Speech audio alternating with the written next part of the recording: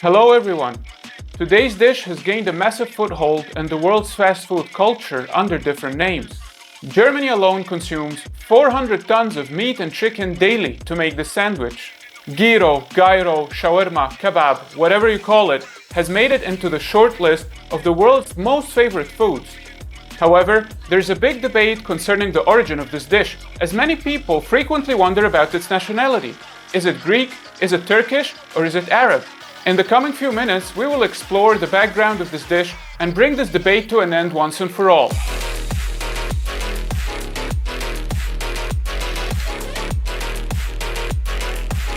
After the huge success of this dish in North America and Europe, many nations started proclaiming it as their own.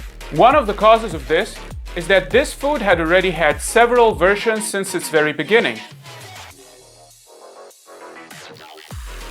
Another reason is that this dish was made popular by different groups of people in different parts of the world. For example, the Greek immigrants made it famous in the United States, the Turkish made it famous in Britain and Western Europe, and the Arabs contributed to its fame in Germany and France. This dish is made by shaving the meat from a rotating spit, served with condiments, salads, and sometimes French fries or rice. But most commonly, the meat is wrapped in a loaf of flat bread. On the rotating spit or rotisserie, the rate of roasting can be adjusted by varying the intensity of the heat, the distance between the heat and the meat, and the speed of the spit rotation, thus allowing the cook to adjust for varying rates of consumption. The grilling machines can be operated by gas or electricity, and they're usually divided into a number of burners. Now, let's check the different names of the dish. In Greece it's called Gyro, which is derived from the modern Greek word gouros, which means turning. In Turkey it's called Döner Kebab. Döner means to turn or to rotate, and kebab means roasted meat. So the Turkish name, Döner Kebab, literally means rotating roasted meat. The word kebab has either an Aramaic or Arabic origin, as in Aramaic it means to roast or to char, and in Arabic to turn or to gather.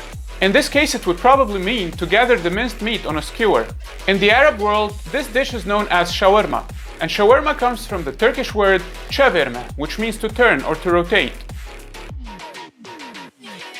This dish probably started in the region of Uzbekistan, as the earliest known name for it, çevirme, comes from the Uzbek word çevirmek, which means to rotate. This confirms without a doubt that this dish could not have emerged from Arabia. This dish most probably has morphed from the Uzbek dish lula kebab, which is a modified version of the Assyrian dish known in Aramaic as kebabu. The Uzbek and Azerbaijani Turks added the tulip flower to the minced meat to give it an aromatic flavor, put it on a skewer, and rotated it on flaming coal. That rotation gave it the name çevirme. By the 18th century, some restaurant in Erzurum, Turkey, owned by Uzbek migrants, made the first major modification to the lula kebab by introducing sash kebab, in which the minced meat was replaced with meat slices in much larger amounts that kept rotating horizontally on burning coal, while shaving the cooked meat and leaving the rest to roast slowly. This is basically an earlier horizontal prototype of the dish. Not only did they introduce meat slices instead of minced meat, they also introduced rotation and shaving the meat. They were almost there, weren't they?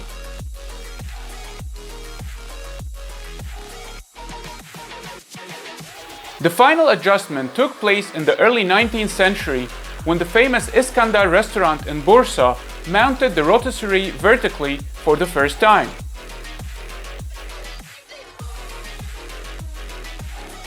And that what made Döner Kebab come to existence in the form we know today.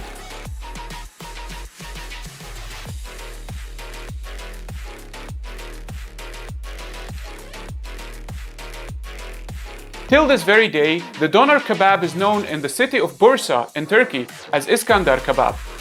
Having said that, the Döner Kebab was served only with rice as a type of pilaf. It wasn't until one worker from the Iskandar Kebab restaurant brought the idea to Syria and opened a restaurant in Sahat al-Marje in Damascus in 1906 and served it in Arab sage bread after agreeing with a nearby bakery.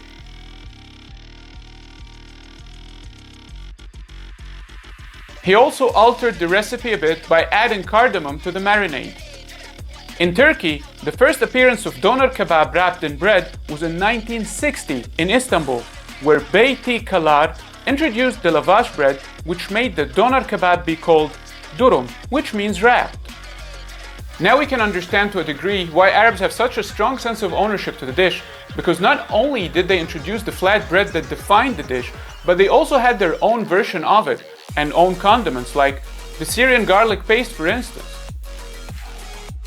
As for the Greeks, what made their version of the dish very famous is that they were the first representatives of the dish in the Western world, as they were Christian and European.